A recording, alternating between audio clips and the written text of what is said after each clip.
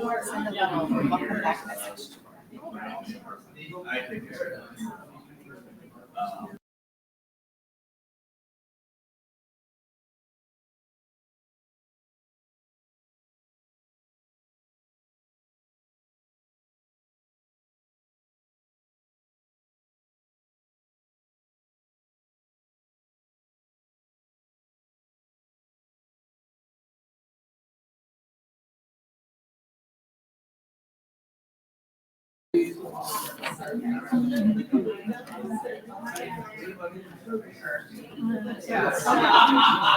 Okay, almost. Yeah. All right.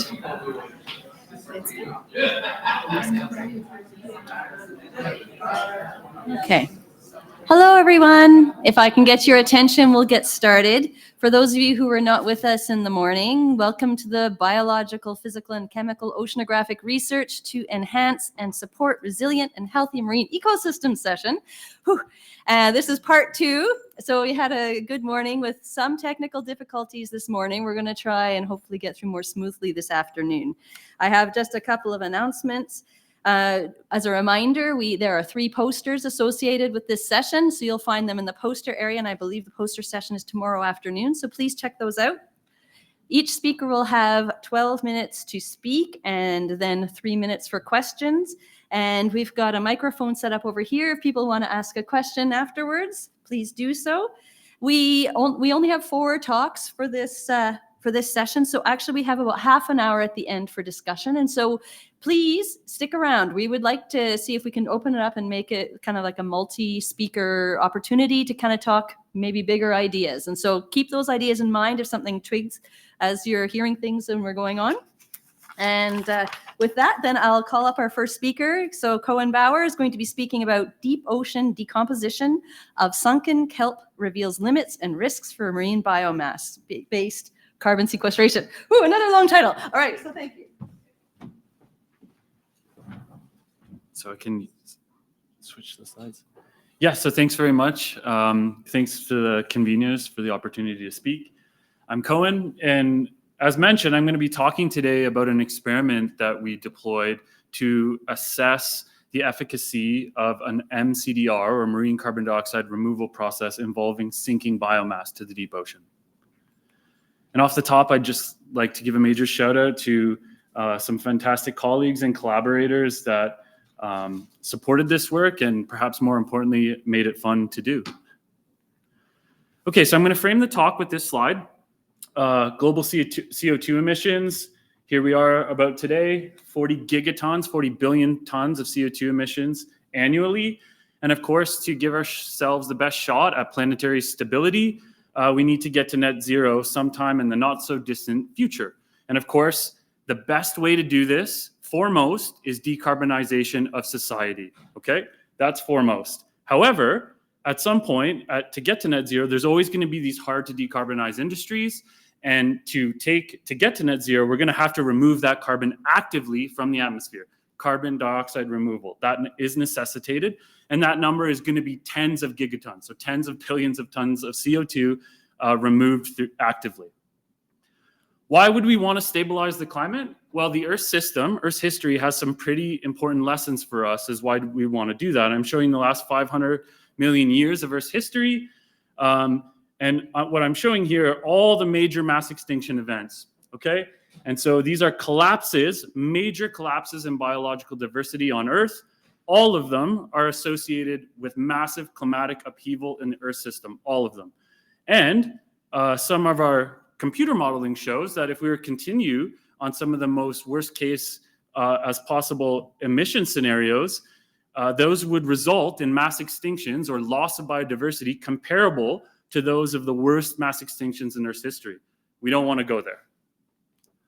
Okay, and so how can we leverage the ocean to take up CO2 from the atmosphere and help stabilize our climate?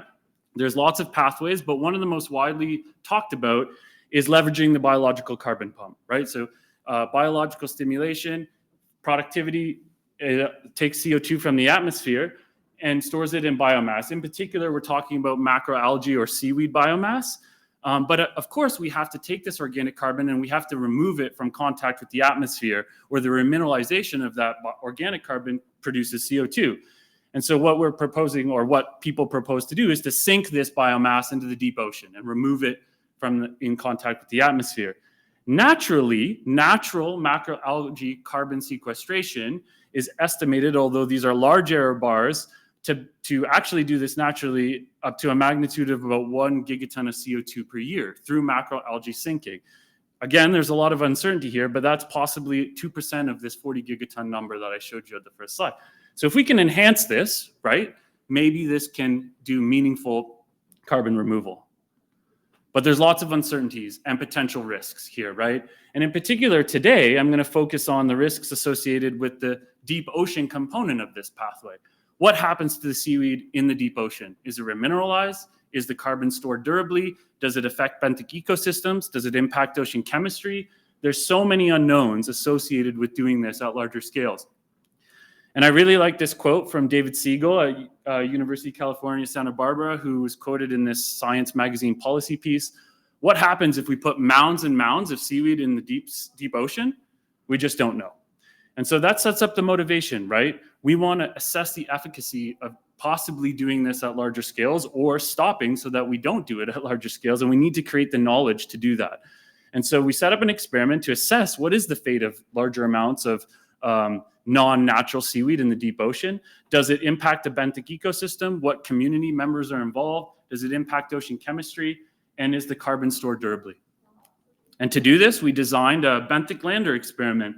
And leveraging the tools that Ocean Networks Canada provides, this is a benthic lander. It's a nonagon. This is a completely novel design. So a 9-sided lander that opens up sort of like a flower, and you can put different organic substrate treatments in different bins of the lander. There's a centrally mounted camera that gets plugged into Ocean Networks Canada's network, and this can image the substrates high resolution multiple times per day, and we can actually watch what happens to the kelp over long time scales and answer some of these questions that I described on the slide before. So I'm going to show you a video. This is the lander. Now it's been deployed at the seafloor, 1,300 meters or so below the surface. In the Northeast Pacific oxygen minimum zone. This is a view from the remotely operated vehicle. You can see the lander was deployed on the ship's wire, and you can see that this is where it will be plugged in for power for the camera system and internet connectivity. So this data streams back to the internet and is available to anybody around the world in real time. And so here it is being connected to the OMC observatory. The lander then, or the ROV then opens the lander, revealing our kelp substrates, right? So these are the kelp emplacement experiments. And then we turn the camera on and we watch what happens, right? And we try to create this knowledge. And so here's the lights of the camera, and then the lasers will turn on, and that's how we assess scale in the deep ocean. Okay, so we're doing it here, just off the shelf in the Northeast Pacific OMZ. Oxygen concentrations, 0.5 milliliter per liter, they're low. And this is the view as to what the camera would see in the lander. So you see two big kelp bundles been placed here in contact with the sediment, and then also only in contact with the water column. Okay, so here's the results. This is a time lapse of what happens, and I want you to watch this counter here and what happens to the kelp over time. And so this is snapshots, 1 image per day. You see a bunch of microbial mats up here, putative sulfur bacteria, and then at about 100 days, you're going to see that there's not much kelp remaining, right? So amphipods, crustaceans, they process this organic carbon at the seafloor extremely rapidly. There's a bit of recalcitrant, less labile organic carbon that sticks along a little bit longer. But after about 150 days, no more organic carbon remaining. Importantly, we can quantify this, right, using this data. And so we can actually calculate the percent of kelp remaining over time. It follows these exponential decay curves, which is expected. And from these decay relationships, we can calculate a first-order reaction rate constant. And we can compare it to organic matter processing in sediments in other deep ocean locations. And so this purple line is our data. And what you can see is that the reaction of this organic carbon is actually much faster than sediments deposited at similar depths globally. And we can calculate this. So we can calculate rates of remineralization of organic carbon. They're fast. They're orders of magnitude faster than our canonical definitions of durability in terms of carbon storage, right? Orders of magnitude. We can also show that there is disruptions to benthic ecosystems, right? We can see who shows up in what abundance, and over time, right? And so a distinct benthic community shows up, processes this organic carbon, and this is different than our control substrates. So there is potentially unintended impacts to food chains and deep sea food webs that we just don't know about. So this is summing it up, right? And this is a schematic of what we think is happening. And so this kelp is processed very rapidly. It's respired. It produces metabolic byproducts like dissolved organic carbon, CO2, that can then be re-released to the atmosphere. And of course, it can also produce dissolved organic carbon. We don't think that there's very much particulate organic carbon, although we do have the sediment samples to assess this. All in all, this organic carbon is rapidly converted to DIC. This is not a reaction rate limited problem. This is a transport limited problem. So all of this organic carbon is likely DIC again. Can that DIC reach the atmosphere, at least at this location? That's the crux of the problem. Can it be upwelled back to the atmosphere? And we did some modeling to show that. Other modeling we did associated with this work is the deoxygenation associated with this. Aerobic remineralization of this organic carbon consumes oxygen, right? And that can have really serious problem for the benthic environment. Okay, so the message here is that I think that there's pretty strong lessons about the pitfalls associated with doing this at larger scales. And if we want to know more about it, we have to build this knowledge on controlled and experimentation, right? And so we need to do this at smaller scales. We need to do it safely before any of this progresses to larger scale deployments. And I think we need longer term monitoring programs to help us answer some continued questions. Lastly, I want to say that we're always seeking to engage students, postdocs, PIs, and to leverage tools like this. I'm really interested in designing these sort of futures experiments that can address some of these questions, and leveraging the tools that Ocean Networks Canada provides is what we're all about. And we want to make these as broadly useful to the research community as possible. That's what we're here to do, is to support all of you. And so get in touch with me. There's also a lot of other data that came out of this experiment that is available to be looked at, explored, processed, thought about. And so, yeah, please don't hesitate to reach out and we can talk about cool ideas. So thanks very much for listening. We have time for some questions. Are there any questions in the audience?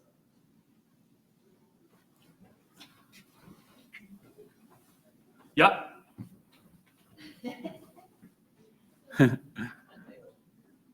Getting your exercise today?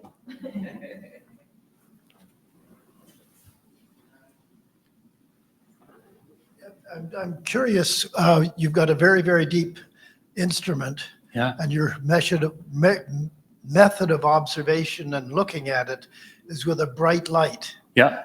And I'm just wondering, have you changed the atmosphere, changed what you're looking at because you're looking at it? It's a really great question. And so the light is not on all the time. So we take snapshots of video 6 times per day in short bursts of about 5 minutes total. So I guess that would be half an hour of lit environment per day. We've done some research because ONC does have these camera systems in other environments, and it's hard to quantify, right? But that's a really good question. We have to disentangle that anthropogenic influence of the experiment itself against the natural what's attracted there, right? I'm thinking of, and again, this is just my own conjecture, but Sure. When they went to the Titanic and looked at the first bunch of pictures, they had a mock-up done at the Bedford Institute of Oceanography of this. Okay. There's this beautiful picture of this very well-preserved ship. And when they went back 5 years later, it was a rust bucket. And you wonder whether, did they introduce something that's changing? So just the fact that there's an instrument there changing what you're looking at, not just the light. Sure. What I would say is that against our control, right? So it really is the organic carbon that does attract a lot of the species and fauna that we observe, right? Because they're not at the control. So they want to be eating organic carbon. So I think with that, we have quantitative evidence to show that that's different than just the bin. Whether those organisms would be attracted to the lander in the first place or on the seafloor at all, that's a difficult question to answer. Yeah. Thank you. Of course. Great question. Any other questions? Still have time for another one.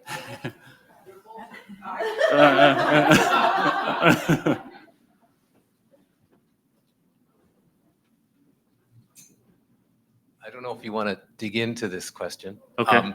But I'm always wondering how scalable this kind of a Yeah. effort would be. Like, can you scale it up to the point where you can start making a difference to the the carbon balance? Yep. So this is a great fundamental question, and it's a hot topic, right? So the question is, one of the questions is, even if you can get to scale, right? Assuming that you do the back of the envelope calculation and you grow this much kelp and you sink it, can you actually monitor and demonstrate a balanced carbon cycle, right? So this canonical monitoring, reporting, and verification, which is a term used to quantify the carbon sequestered, right?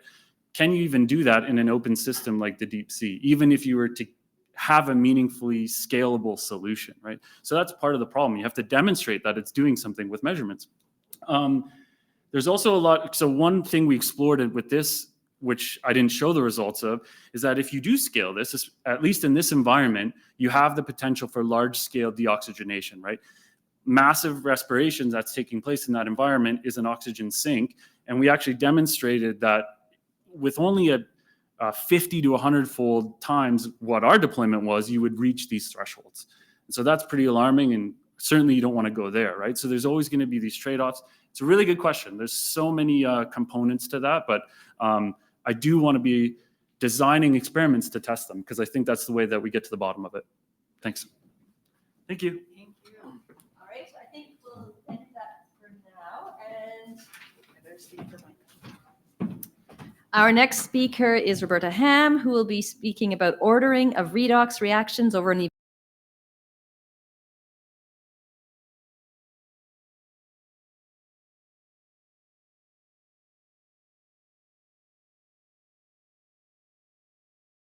Afternoon, everyone. I'm Roberta Ham, and I'm going to talk to you about a project that is collaboration between our groups at UVic and the University of South Florida. And I particularly want to highlight students who are involved in this, Erin and Annalise, who were undergrads at the time, and Claire and Tia, who are graduate students at the time.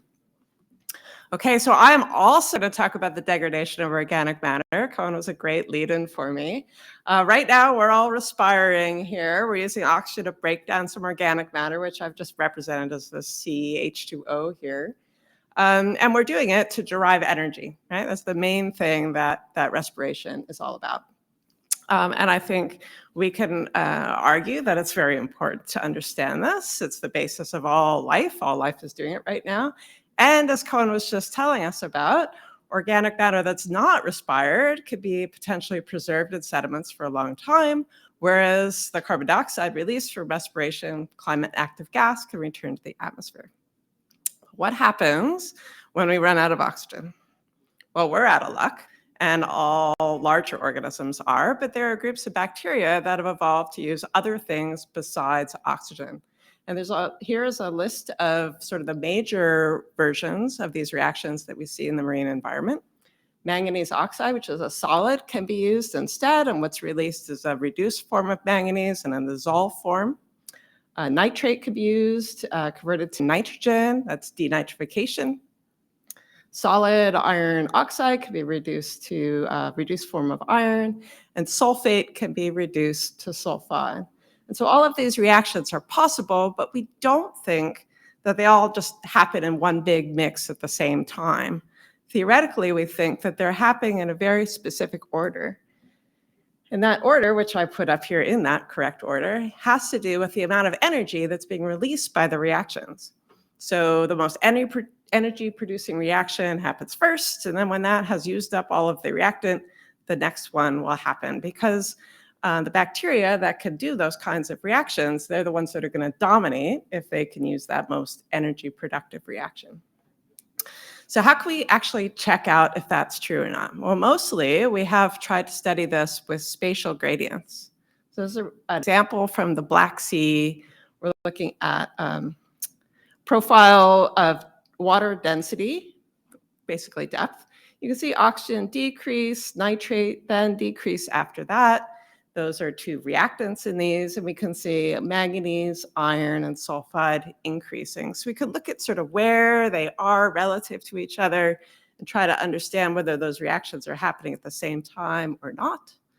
But it's also kind of hard because there's mixing and diffusion going on amongst these different layers, and trying to extract what's going on from the steady state situation can be a little challenging. Wouldn't it be nice if we could look at how this just progresses in time in one piece of water? Here's my idealized look at what we might expect in that case. All right, we've got oxygen in the blue line decreasing, and then manganese, we're looking at the product in that case increasing after that.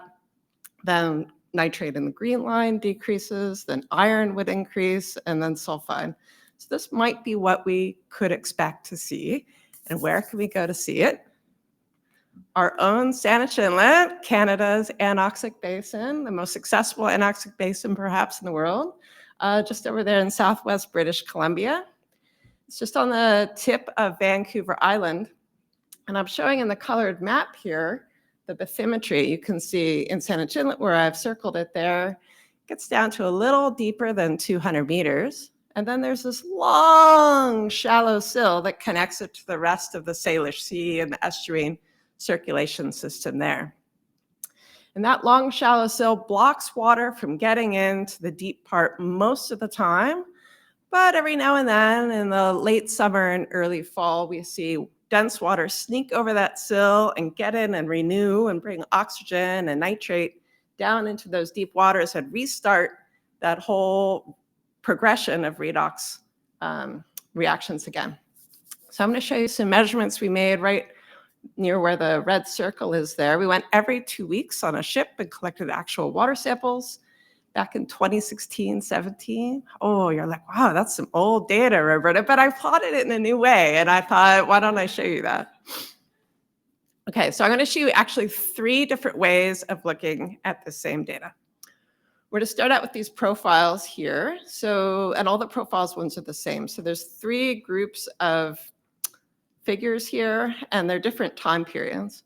And so first we're looking at oxygen. When we first went out in September, see a little bit of oxygen, like 20 micromolar down there, because we arrived right during one of these renewals when the water had just snuck over the sill and come down into the inlet. October 4th, oxygen's gone, consumed very quickly. October 18th, you can see that green one, there's a little bit of oxygen again. We came again right during a renewal. And then I've copied that same profile onto the middle one. You can see after that, all the oxygen is gone. So every other cruise we went on, no oxygen in the water. All right, manganese. So here we see that when the oxygen came in the renewal, the manganese was smaller, decreased during that time. So there's kind of a little minimum there around 160 meters.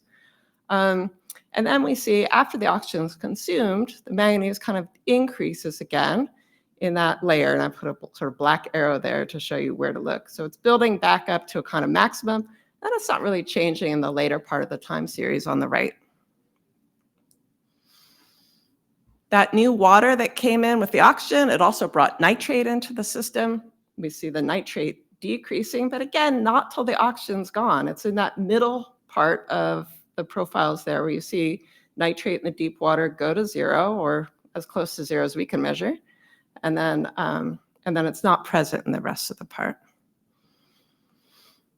But now we have a different stage here. So we're going to look at iron and sulfide now. So iron, we're going to focus first on the middle one. You can see that purple profile showing some iron there. And then if we go to the right-hand side, you see it increase at that point. So we see an increase in iron in the latter part of the time series. You're like, wait a second, there's also some points at the beginning part. What's going on there? Well, when these renewals happen, it's not like a flushes the whole thing out. What really happens is you kind of have these fingers that come in, or layers of different water, and that can get underneath the anoxic water and push it up a little bit. So we got lucky, and we just happened to catch some anoxic water at a couple points there still. But that's like old water that we see in October. Okay, and then we've got the sulfide. It looks almost identical to the iron. We can see it increasing in the latter part of that time series. All right, that was pretty complicated, right? All these different profiles, things are going on at different rates. The layers are all different from each other because of this fingering thing. So I'm going to show you a different way of looking at it. I just picked out all the data at 160 meters here. We're going to look at a time series. So instead of trying to look at all the different layers at once, we'll just look at one layer. All right, here it is. Same axis I showed you before, my idealized look at this. So oxygen's in the blue here. We see 2 peaks there because we happen to go on cruises right during one of these renewals and we caught that little bit of oxygen. Nitrate in the green stays pretty constant for a few cruises. Then once the oxygen is gone, we see a rapid decrease there. It's gone within our ability to measure it by mid-December. The same time as nitrate is increasing, you can see in orange that the manganese, same time as nitrate is decreasing, you can see at the same time that manganese in orange is increasing. So those 2 reactions are pretty clearly happening simultaneously here, not one waiting for the other to finish. And then once those have completed, now we see the iron and the sulfide also rise together pretty much simultaneously. So both of those reactions are also happening at essentially the same time. All right, third way to look at it. We've got some property plots here. So we're just looking at data from the deep water. We have manganese and nitrate together against each other on the left-hand side. And you can see they're pretty anti-correlated here, suggesting that as nitrate is decreasing, manganese is increasing. But if you look at nitrate versus iron in the middle or nitrate versus sulfide on the right, you can see there's no overlap at all. So the nitrate has to be completely consumed before these other reactions can begin. And different from that, we see that iron and sulfide, on the other hand, are very well correlated together so that both of them are clearly increasing at the same time here. So those are also simultaneous reactions. And I feel like there was another slide. All right, there it is. All right. So what do I hope you take away from this? Saanich Inlet, our little inlet that could here in Canada, can provide this wonderful place to study these kinds of reactions because you can really see the time evolution of redox conditions, not just sort of spatial gradients, which you can also see and are cool there. We observe not sort of 5 stages of respiration, but instead 3 major ones. First, the oxygen's gotta get consumed before anything else happens. Then we see that nitrate reduction and manganese oxide reduction are happening essentially simultaneously.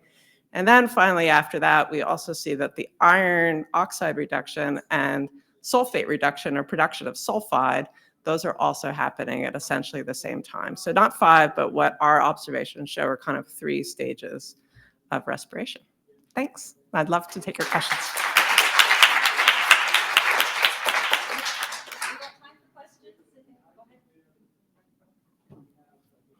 Great talk, Roberta. Do you want to speculate on why they are not separated? Like, why is nitrate and manganese happening together, and why is iron and sulfide happening together? I'd love to talk about that. Thank you. So theoretically, we think that these ordering has to do with the amount of energy being produced by the reactions. And for manganese oxide reduction and for denitrification, those reactions produce, we think, fairly similar amounts of energy. So to me, it makes a lot of sense. They should actually one shouldn't really dominate that much over the other. When it comes to iron and sulfate reduction, they're actually quite different from each other in their theoretical yield of energy. So it's pretty curious that they're happening at the same time. Now, one caveat to this data is that Saanich is a kind of small inlet, and the sediments are just not that far away from the rest of the sediment.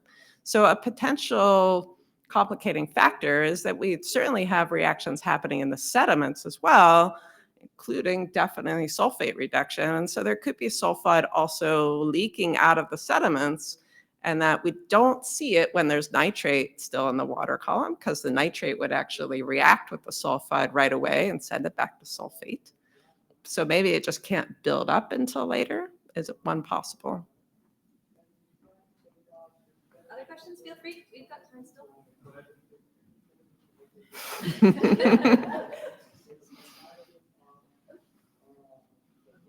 I really like how clear this picture is coming out, and it's all from observations. Do you know enough that you could stick it into a model or do it in a lab to try to quantify and play around that way? I mean, I think it would be possible to do it in a lab incubation, and maybe people have tried to do that. I don't think I should do that because that kind of anoxic, I mean, I'm a good lab chemist, but that kind of anoxic incubation sort of experiment is, technically challenging, It's I think. hard, okay. I think we could totally put it in a model. Maybe I'll talk to Susan about anoxic reactions Serves you after. right, yeah.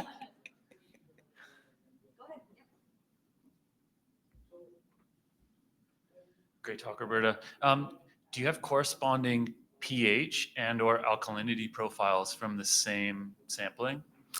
We do have alkalinity and pH that Lisa Miller's group at iOS ran. Unfortunately, the part where it's really changing rapidly in the first part of the time series, most of the samples are up in the upper oxic part of the water column. Okay. And then we only started collecting some of the deeper samples into that later part. Okay.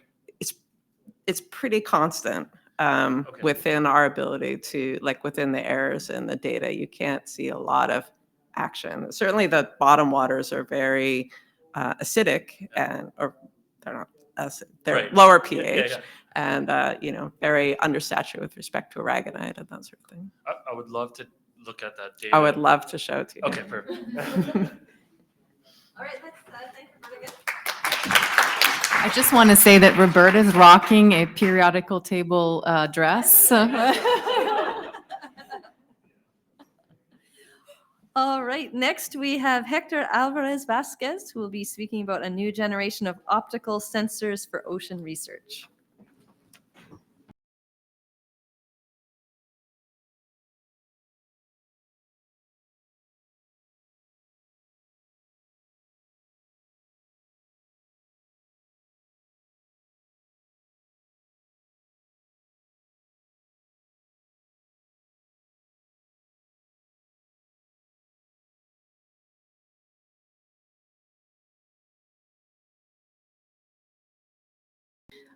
So I am in a very difficult position here because there have been many years since I did my last talk. So I'm hoping for two things. One, I don't want to be nervous because I'm going to start speaking in Spanish and everything is going to go wrong. The other one is if I can transfer the information that I want to do for you guys, because this is not an abstract I made. I'm presenting it on behalf of Eduardo and Steph. So I have 12 minutes, well, less than that now, to show you how RBR has come up to the optical sensors and the quality that we are at right now. So I'm just going to be making a really quick glance on RBR, how everything started to get into the Argo program, and I have some sensors to show you here as well. If I don't have a chance to do it right now, I have them here, and I'm going to be passing them out to you guys around. So RBR was established in Ottawa, in Canada, so it's good to be Canadian nowadays.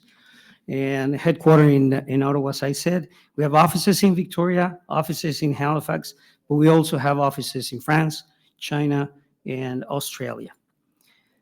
Pretty much developing high precision instrumentation all over, and mostly has been trying to do the low power so long deployments can be established, and always really focusing on calibration of high caliber. And this is what has been giving RBR the ability to get into Argo. And we have instruments deployed all over the world. This is just a snapshot of the headquarters. If you haven't been there, I really encourage you guys to go if you have an ability to do that.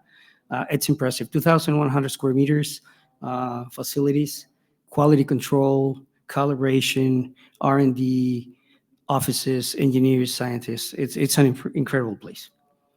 So now, RBR started many years ago just with the CTDs, and it started integrating some sensors into those CTDs.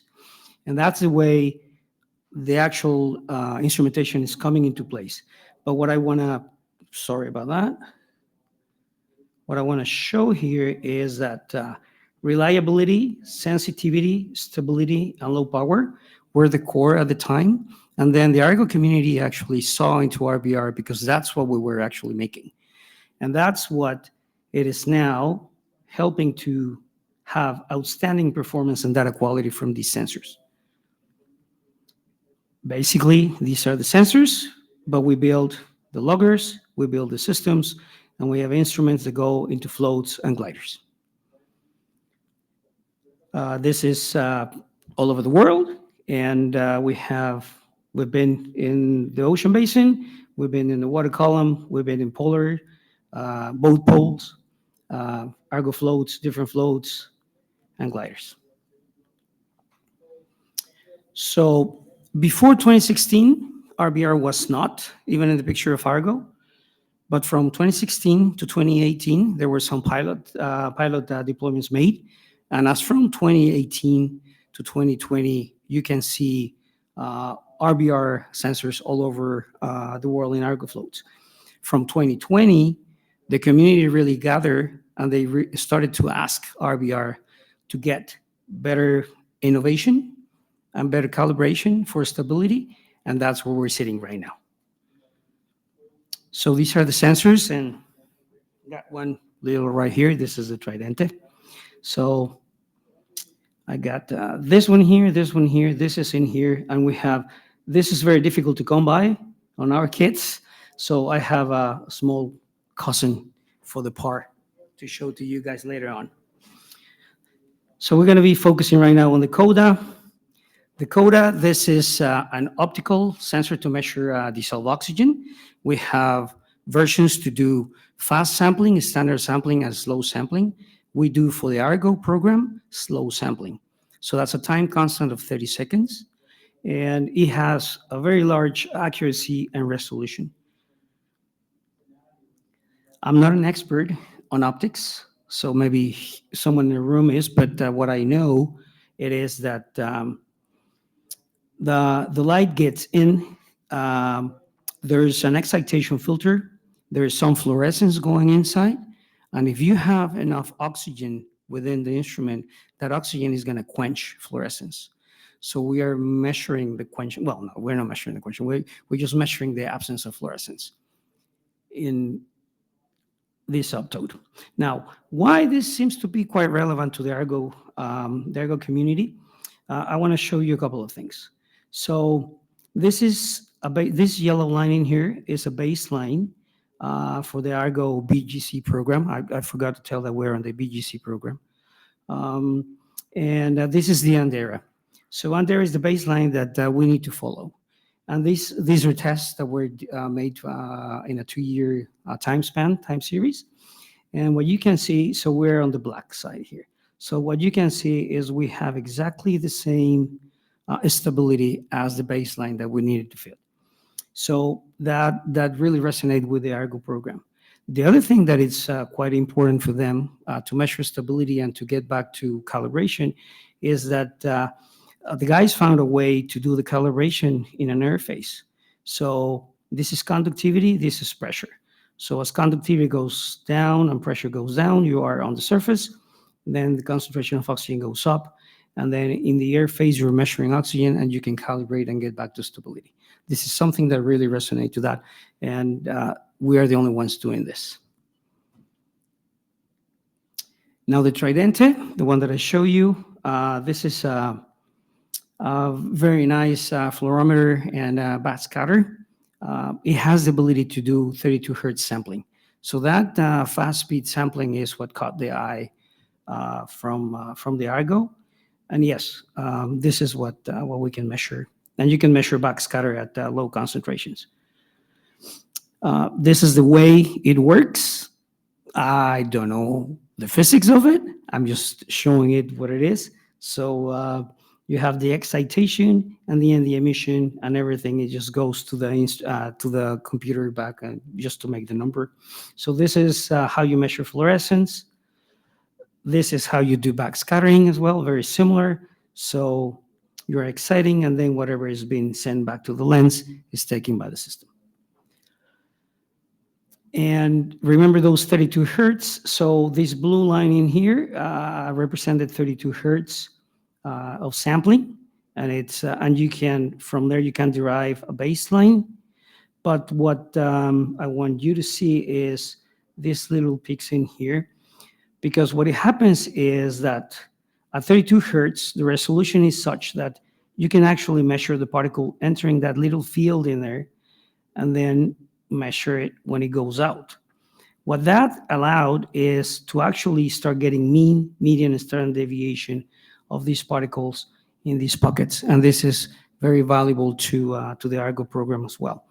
And now there's a new mode, aggregate mode, that the engineers and scientists at RBR call it. And you can do readings back to back without any dead time between the bursts. So you maximize your readings every time you are in the water.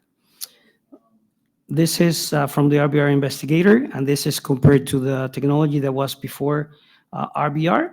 And backscatter, and this is up to 6,000 meters. Backscatter and chlorophyll, they correlate pretty well. But in terms of FDOM, so dissolved organic matter, RBR has the ability to do even better. There's no problems with calibration here. So you can do any concentrations. You have a very good linear correlation. You have repeatability of results. And even if you have an instrument that you have used before and you don't want to change to another instrument because you want to keep the same scale that you've been working on, we can find a factor for you guys. You can use an RBR and then use an RBR sensor and get to the same scale as you were using before. And then the quadrante. The quadrante, pretty much, it's an optimized cosine response. And this is pretty cool because this allows you to actually measure very little amount of light in a very precise and accurate manner. And that matters because when you're in the poles and it's winter or close to winter and you have an angle of the sun, then there's little light in there. What it does, it shows in here is, so this is the angle, the azimuth, and so you can go actually in an angle of 75 degrees from the instrument. So the sun is here, 75 degrees, and you're still within 2-3% of that cosine error, and you can recalculate it and get it in. So these are pretty precise instruments, which got Argo really excited. And this is the last one.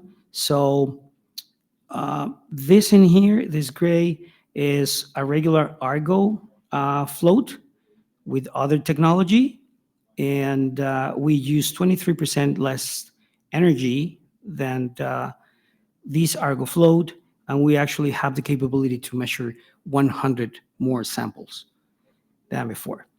So, well, this looks like I'm trying to sell. I'm not trying to sell anything. I'm just trying to say that if you have something that it's RBR related, you are supported. We have engineers, we have scientists. Responses are very quickly, and we have the warranties. And even if you have a CTD, if you happen to have CTD for calibration, we give it for free if we do not return the instrument within 3 weeks. And with that, any questions?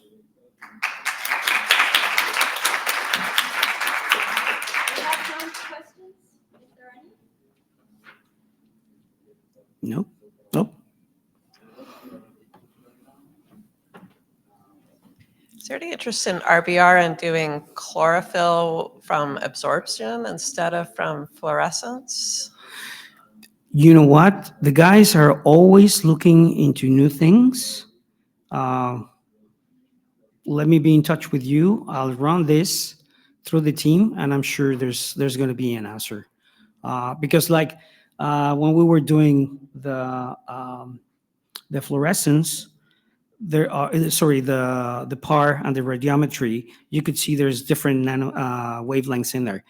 If you come with a very specific wavelength, the guys in the office are going to work and going to give you the wavelength that you're looking for, even if it's not in the book for us right now. So this is what I'm saying. There might be a possibility for that.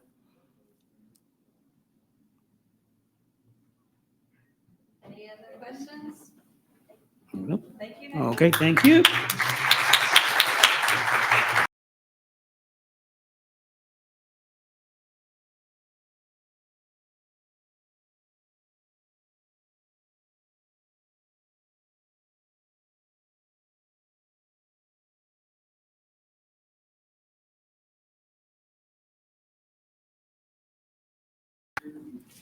Thank you, Heather. Okay, this is work that my graduate student, Mohammed Musabi, is doing. So I said, Mohammed, give me a bunch of slides. Oh, a few more. So that's how we're going here. Okay, hang on. One, do my stopwatch. Okay. Yeah, okay. Sound speed, who cares? Like, really, I mean, as an oceanographer, I was interested in temperature because that's interesting, right? And so here's a canonical mixed layer evolution from Ocean Weather Station Papa, and like, oh yeah, you know what's going on. So that's what we're really interested in. But it turns out that speed of sound and temperature in the ocean are really closely linked. Here's the equation, like just like a semi-empirical equation. C, speed of sound, is like 4.6 times the temperature. Oh, well, adjust for salinity, but the salinity doesn't change by that much. And oh yeah, depth. So if I know the temperature, I know the sound speed. But if I know the sound speed, I know the temperature. Okay, so okay, I'm not the first one to think of this, and this is a bit of a shout out to a fellow graduate student from way back when, Del Houston, who sadly passed away 15 years ago. But he was working on a system that they called the echometer. And it had a sort of complicated beam array that kind of came down and intersected with this receiver. And it was a bit of a ripoff of an atmospheric version.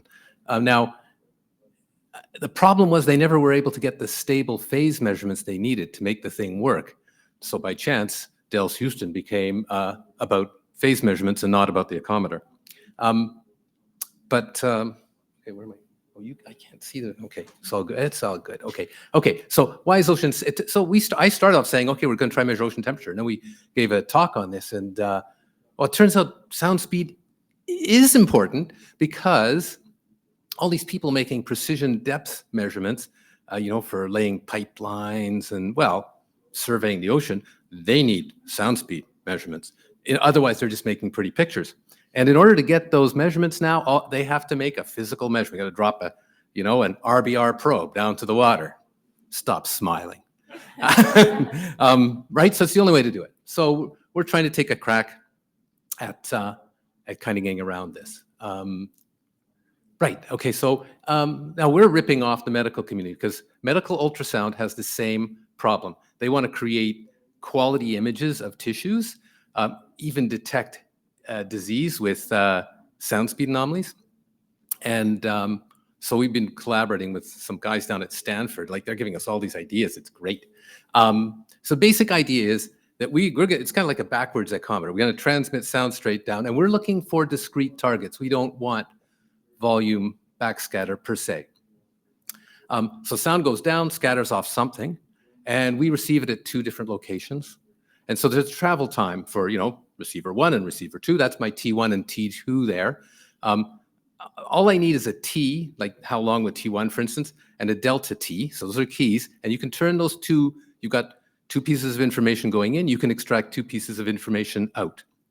The depth of my target, Z, and the depth average sound speed to that level. Unlike the medical community, we can kind of assume horizontal stratification.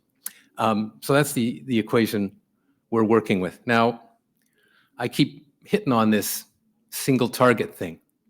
Why? Because if I get muddled up between targets or have a lack of coherence between my receivers, then I have random number, right? Because it's like, it doesn't make any sense. The numbers come out. So to get around that, what I do is I calculate like a coherence. And the coherence comes out kind of random all over the place, except it always comes in the right place in the right time. So you get these random numbers everywhere, but in the right place. And when the right place is T and delta T are correct. So that's what I want to do. So you average enough of those, the random ones just kind of, they're all over the place. And then you get the peak, which is what you want. Okay, here we go. Okay, so we want to simulate this. So don't get too bogged down on the numbers there. The key point is I've got kind of like a demo sound speed profile. And we do the average, depth average. So that red line is kind of like what we're looking for. And we've simulated something that we could do with a prototype system. Yeah, okay, there we go. Now, stand back. First of all, remember coherence. So this is coherence, T, that's my T, and that's my delta T. And I need to know the relationship between T and delta T. So this first example here is 5 realizations, 5 pings, and I get, delta T as a function of T, and man, I don't know where that function is, and I try to turn it into sound speed, and it's a mess. So I do 100 samples. Oh, it's starting to look a little better. That doesn't look so bad. And then, okay, not too bad. And then 500, pretty tight, better yet. 500 samples, 1,000 samples, no big deal, because we can do like 4 or 5 pings a second. So, we can add up fast. You should check me on that, because didn't I say something about individual targets? I might get into trouble with that. Okay, so a lot of applications want depth average sound speed, so that's cool. But of course, I'd kind of like to get to actual C as a function of Z, and you have to take a derivative to get that, which is messy. So this is an example of our simulation with 3,000 samples, and there we've recovered the input profile. Okay, so simulations are nice, and we've learned a lot, but we need to move into the laboratory. Okay, now the scale of this is pretty big, and so you need a pretty big laboratory, but we're really lucky because there's this big tank right next to our lab. It's 200 meters long, 12 meters wide, and 7 meters deep, so wrap your mind around that swimming pool. It has a carriage on it that you can control the speed of and move around, and you can make waves, which wasn't really relevant to us until something comes up. And I don't want you to get overexcited about this. Testing sonar systems in a tank like this is like being in a hall of mirrors. You can imagine the sound's going to bounce out. The surface is actually a perfect reflector, and the walls aren't bad. So it's like, right? I bet you can even hear, like, I go snap like that. Just go. You're just going to hear clap, clap, clap, clap, clap, clap. So we had that. Okay, and I knew we were going to have that, but we wanted to check the hardware, the signal processing, the acoustics, the receivers. Mohammed came up with this wicked neat amplifier. I could geek out on that for hours. Okay, so there we are. This is the experiment from above. So we have our kind of array here and the carriage, and we have a couple of hopeful targets here. And from the side, we went 2 meters below the surface, both because that seemed like a good depth, and also it was about as deep as we could go physically because of geometry of stuff. Right, and we had a couple of targets where these things never work well for me. A couple targets there. Okay, here we go. Our transducers, we had 4 receivers, a projector. This is actually a Furuno echo sounder. There you can see them being put on this array, sort of slung down, and then we lowered them into the water. And then this is the data acquisition hut. This is January in St. John, so this was pretty good. Okay, so what's the data look like? Okay, so this is from the echo sounder. It's about a 50-meter range display in about 5 minutes, and you look at that and think, where are your targets? And these are all just, that's that sound going rattly, rattly, rattly around, and we knew that was going to be a problem. We moved the carriage. Now you see our target, but you see all that. So that's all in radar parlance, they would call that clutter. Because we created it. We did a noise test, and it was like, it's quiet, because there's no 100 kilohertz noise. But we start operating, and it's just a mess. So what Mohammed did to move forward was kind of window the data on, where we kind of knew the targets were. And it does sound a bit like cheating, but it isn't, because you have to be really precise to get the timing. So here's the results. And there's again, that delta T graph. And now you guys are, oh, hang on a second, I can go back here. I just want to pay attention to the fact that stuff doesn't look too bad up here in the first 15 or 25 meters. 15 or 25, keep that in mind.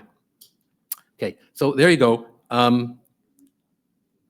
Okay, so you know this is bad news when you saw those diagrams before. This is us inverting it to a depth average sound speed. And you know what? 15 to 25, that looks pretty tight. But then once we get into really noisy stuff, it's not so good. And that red line is what we think the speed of sound is by measuring the temperature in the water. But I don't know what else is in that water because it's got chlorine and stuff in it too. So we're not sure. But anyway, that's where we're at. I would say results exceeded my expectations. So summary, we're measuring echo arrival times with multiple receivers. It's a bistatic system. We rely on coherent targets. So either we have nice, like fish, I like fish, but something like an octopus, that might be bad. I don't know. Ultimately, I need to do the derivative. So derivatives, digital derivatives are always bad, and so it gets noisy. Modeling has provided us with encouraging results. The tow tank tests demonstrate the processing works largely, and all our signal processing is good. We're planning a field trip very soon. Okay, so there's Mohammed. I got a picture for him, of him, and we have had a lot of friends helping us with this project, as you can see. I'm happy to answer any questions and love suggestions. Thanks for your time.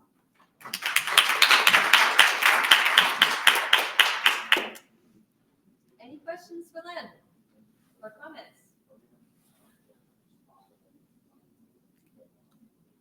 Suggestions? I might have one. You're going into the field. Where are you going? What are we going to do? In Conception Bay. I mean, I'd love to go to Saanich Inlet, but the shipping costs kind of like prohibitive. Yeah, so Conception Bay, just because I want some place that's got some kind of a thermocline, got some scatterers. I'm good to go. Like the tank, it could be so good, but there's just so much stuff in it, and it's just too hard to work. And once we go in the ocean, we'll get rid of all that clutter problem and get some good data. Except for the squid. Well, you got to watch out for them. Any other comments or questions? Going once. Okay. Okay. Thank you. Thank you.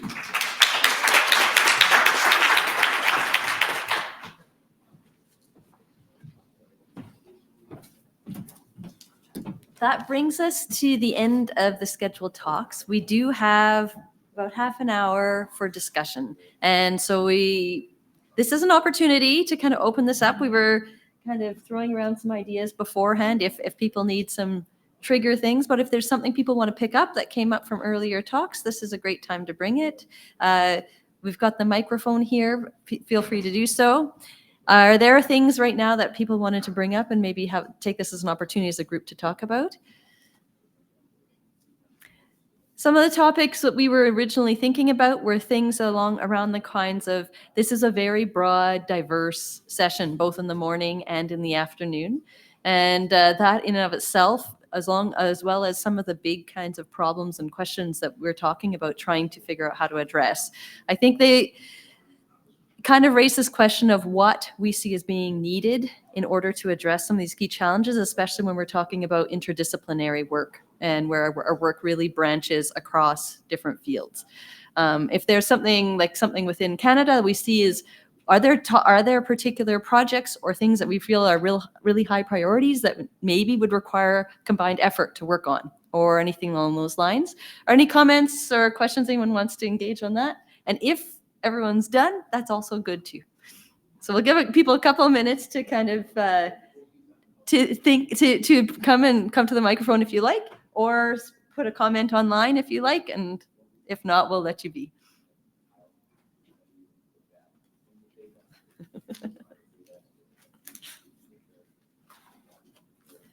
This is right to be patient. We'll see if anyone succumbs to the social pressure. Yeah, that's right. Or just more coffee. Or more coffee. Yep.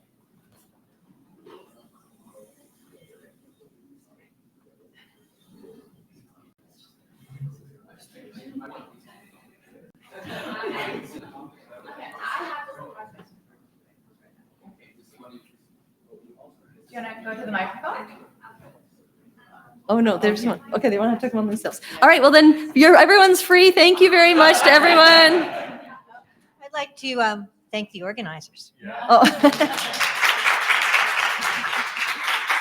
Thanks again, everyone. Have a great conference.